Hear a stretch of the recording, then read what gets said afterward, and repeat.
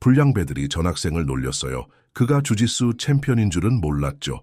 15살의 김민수는 학교 폭력 가해자들이 희생양에게서 찾는 전형적인 모습이었다. 육시침침해리에 키에 마른 체격, 큼지막한 검은 뿔테 안경, 그리고 눈에 띄는 수줍음까지 갖춘 그는 국립서울고등학교에서 쉬운 표적처럼 보였다. 작은 도시에서 수도로 이사 온 지 겨우 3주밖에 되지 않았고 변화는 쉽지 않았다. 학교에 누구도 몰랐던 사실은 민수가 연약해 보이는 외모에도 불구하고 6살 때부터 브라질 주짓수를 수련해 왔다는 것이었다. 그는 단순히 수련하는 것이 아니었다. 그는 천재였다. 전국 청소년 챔피언을 3년 연속으로 차지했고 13살에 검은 띠를 땄으며 진정한 무술 고수만이 가질 수 있는 정신력을 소유하고 있었다. 유명한 사범이었던 그의 할아버지는 그에게 물리적인 기술뿐만 아니라 힘을 최후의 수단으로만 사용해야 한다는 철학도 가르쳤다. 민수야, 항상 기억해라. 할아버지는 그에게 말했다. 진정한 힘은 다른 사람을 지배하는 데 있는 것이 아니라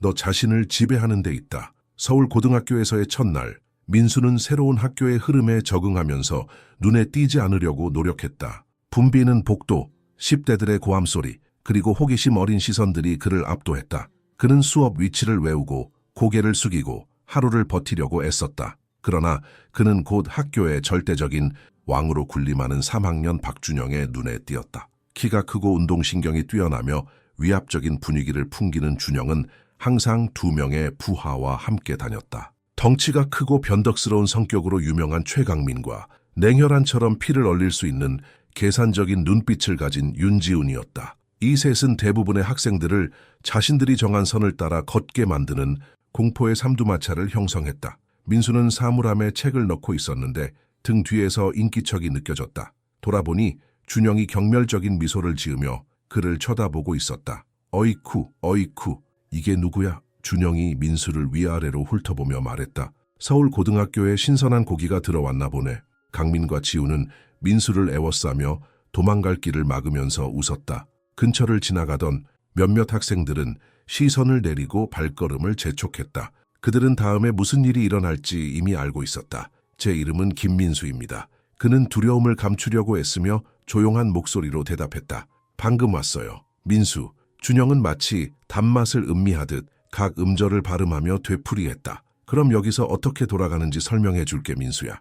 여기는 우리 구역이고 모든 신입은 통행세를 내야 해. 저는 문제를 일으키고 싶지 않아요. 민수는 원에서 벗어나려고 애쓰며 말했다. 준영은 그의 어깨에 손을 얹고 사물함에 밀어붙였다. 문제를 일으키고 싶어 하는 게 아니야. 그는 엄한 목소리로 대답했다. 문제는 네가 이미 문제를 만났다는 거지. 재빠른 움직임으로 지우는 민수의 가방을 빼앗아 열고 내용물을 바닥에 쏟았다. 책, 공책, 연필이 복대에 흩어졌고 몇몇 학생들은 그 장면을 지켜보았다. 어떤 이들은 안타까워했고 어떤 이들은 사악한 즐거움을 느꼈다. 10초 안에 저 셋을 제압할 수 있어.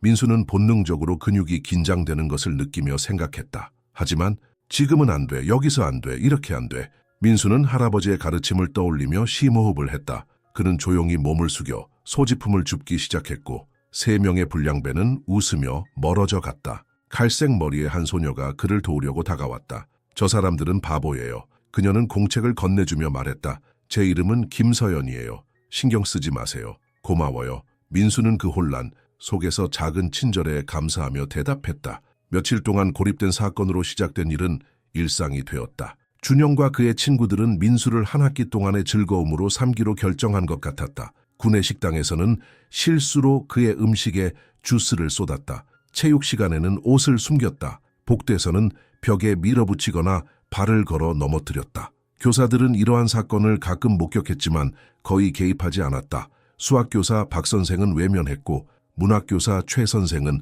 가끔 어른처럼 행동하세요라고 말했지만 불량배들에게는 아무런 결과도 없었다. 민수는 두려움 때문이 아니라 할아버지와 부모님께 한 약속 때문에 묵묵히 참았다. 학교는 배우는 곳이지 싸우는 곳이 아니란다라고 어머니는 작별 인사를 할 때 그에게 말했다. 그리고 그는 노력했다. 정말로 노력했다. 매일 오후 집에 도착하면 민수는 차고의 임시로 만든 작은 체육관으로 향했다. 그곳에서 그는 몇 시간 동안 카타를 연습하고 기술과 투기를 연마하고 명상을 했다. 다다미는 그의 피난처가 되었고 그곳에서 그는 자신이 될 수 있었고 그의 내면과 외면의 힘이 균형을 이루었다. 이것을 복수에 사용할 수는 없어 그는 훈련용 인형의 완벽한 투기를 실행하면서 끊임없이 되뇌었다. 하지만 언젠가는 그가 도착한 지 3주 후 상황은 정점에 달했다. 목요일이었고 복도는 다가오는 주말의 에너지로 웅성거렸다. 민수는 거의 하루 종일 준영과 그의 부하들을 피하는 데 성공했지만 몇몇 학생들이 몰래 담배를 피우는 한적한 뒷마당에 갇히게 되었다. 준영은 강민과 지훈과 함께 나타나 건물 본관으로 돌아가는 유일한 길을 막았다. 누가 있나 봤더니 쥐새끼 민수잖아. 준영은 의도적으로 느린 걸음으로 다가오며 말했다. 오늘 보고 싶었어. 민수는 침묵을 지키며 선택지를 평가했다. 근처에 다른 학생들이 있었지만 모두 무슨 일이 일어나는지 못 본 척하며 외면했다. 고양이가 혀를 먹었나, 민수야? 준영은 그를 휘청거릴 정도로 세게 밀면서 다그쳤다. 아니면 우리가 무서워? 고 무섭지 않아. 민수는 침착한 목소리로 대답했다. 문제를 일으키고 싶지 않을 뿐이야. 3명의 불량배는 세상에서 가장 재미있는 농담을 들은 것처럼 웃었다. 안타깝네. 문제가 널 원하니까. 지훈은 그의 가방을 빼앗아 근처 창고 지붕 위로 던지며 말했다. 그 뒤에는 모욕의 소용돌이가 이어졌다. 강민은 그를 붙잡았고 준영은 그의 안경을 벗겨 부수겠다고 협박했다. 지훈은 그 모든 것을 휴대폰으로 녹화했고 그 영상이 그날 밤 모든 소셜미디어에 올라갈 것이라고 약속했다. 마지막으로 무의미한 잔인함으로 그를 진을궁덩이로 밀어넣어 그의 제복을 완전히 더럽혔다. 이번 주말에 우리를 기억하라고. 준영은 웃으며 멀어져 갔다.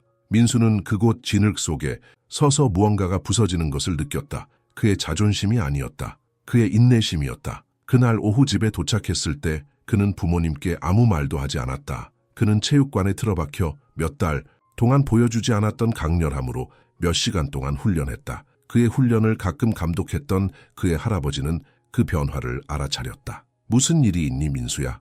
노인은 그의 손자가 거의 잔인할 정도로 정확하게 동작을 수행하는 것을 지켜보며 물었다. 아무것도 아니에요, 할아버지.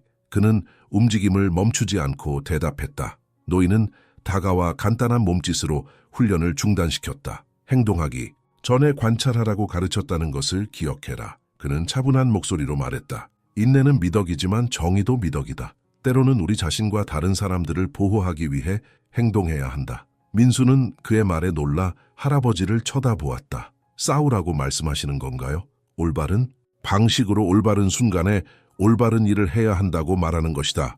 노인은 대답했다. 주짓수는 경쟁만을 위한 것이 아니다. 삶을 위한 것이다. 필요할 때 자신을 방어하기 위한 것이다. 그날 밤 민수는 결정을 내렸다. 그는 대결을 추구하지 않겠지만 더 이상 수동적인 희생자가 되지 않을 것이다. 한계를 설정할 때가 왔다. 다음 주 월요일 민수는 약간 다른 태도로 학교에 도착했다. 그의 자세는 더 꼿꼿했고 그의 시선은 더 직접적이었다. 그의 유일한 친구가 된 서연은 즉시 알아차렸다. 오늘 뭔가 달라졌어. 그들은 첫 수업으로 걸어가면서 말했다. 뭔지는 모르겠지만 마음에 들어가는 민수는 희미하게 미소를 지었다. 반성하고 있었다고 해두죠. 수업은 점심시간까지 평소와 같이 진행되었다. 구내식당에서 민수는 평소처럼 떨어진 테이블에 혼자 앉았다. 준영, 강민, 지훈이 개선 행진을 하기까지는 오래 걸리지 않았다. 그리고 예상대로 그들은 곧장 그에게 향했다. 아니, 우리가 제일 좋아하는 친구잖아. 준영은 초대받지 않은 손님처럼 민수 앞에 앉으며 외쳤다. 주말에 우리 보고 싶었어, 민수야.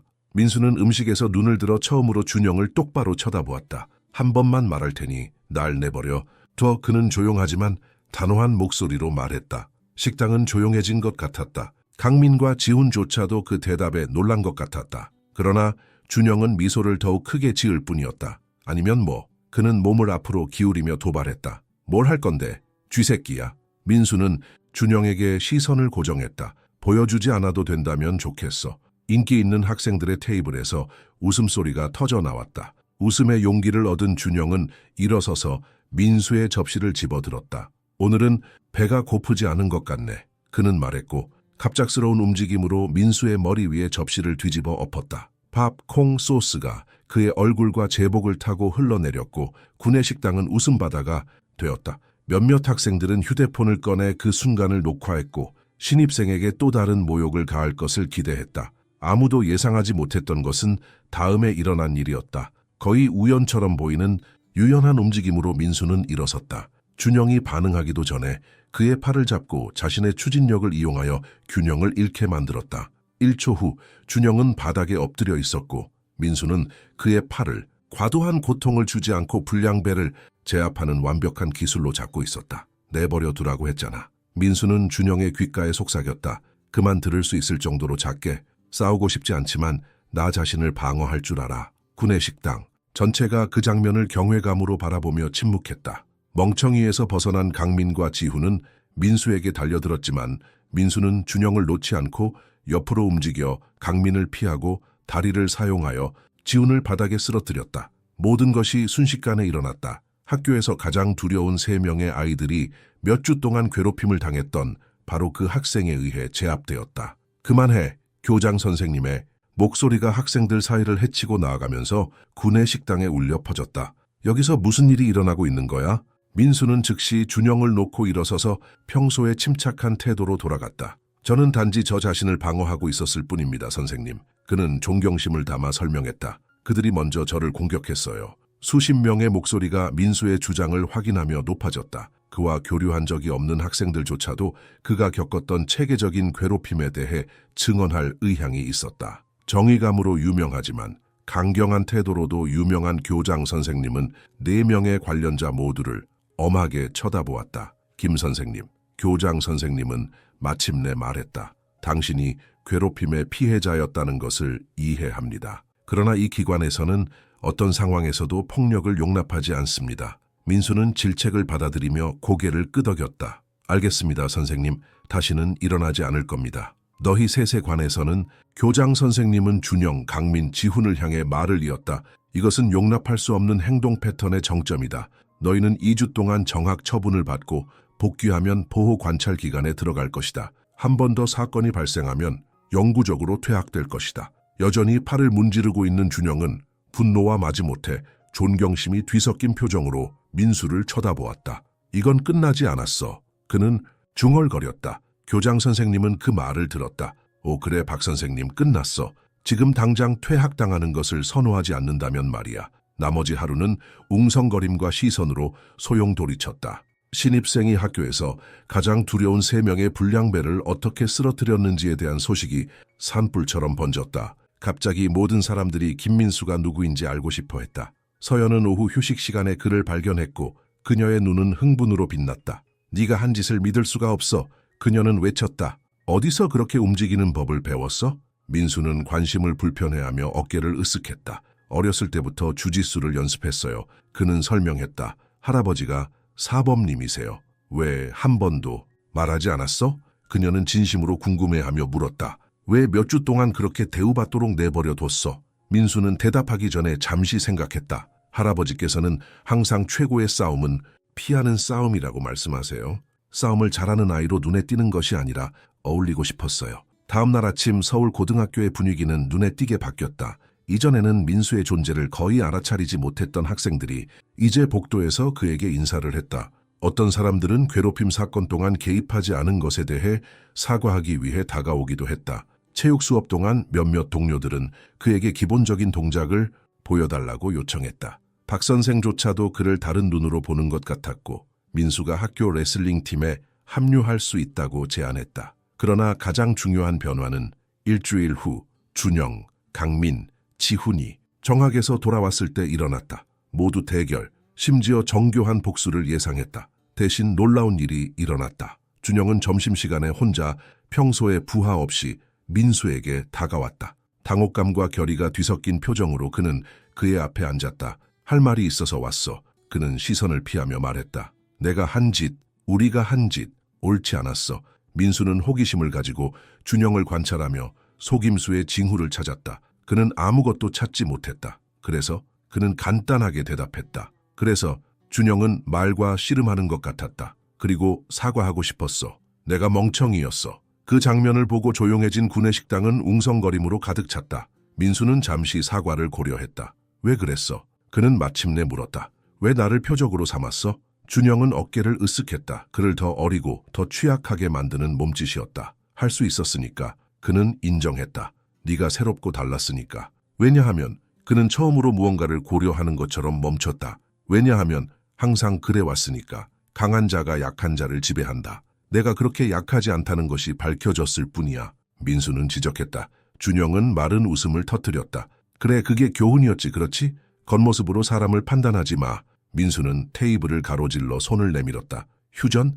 준영은 놀란 표정으로 내밀어진 손을 쳐다보았고 굳게 잡았다. 휴전 되려 몇 주 동안 서울 고등학교는 점진적이지만 눈에 띄는 변화를 겪었다. 괴롭힘 가해자 삼두마차가 무력화되자 침묵, 속에 고통받던 다른 학생들이 목소리를 내기 시작했다. 동료 간 중재 프로그램이 시행되었고 놀랍게도 준영은 가장 적극적인 참가자 중 한 명이 되었다. 민수는 개인 방어 클럽을 시작하는 대동의하여 관심 있는 모든 학생에게 주짓수의 기본 원리를 가르쳤다. 목표는 싸우는 법을 배우는 것이 아니라 자신감, 자제력, 상호 존중을 개발하는 것이었다. 어느 날 오후 연습 세션을 감독하면서 그는 서연이 체육관 문에서 그를 지켜보고 있는 것을 알아차렸다.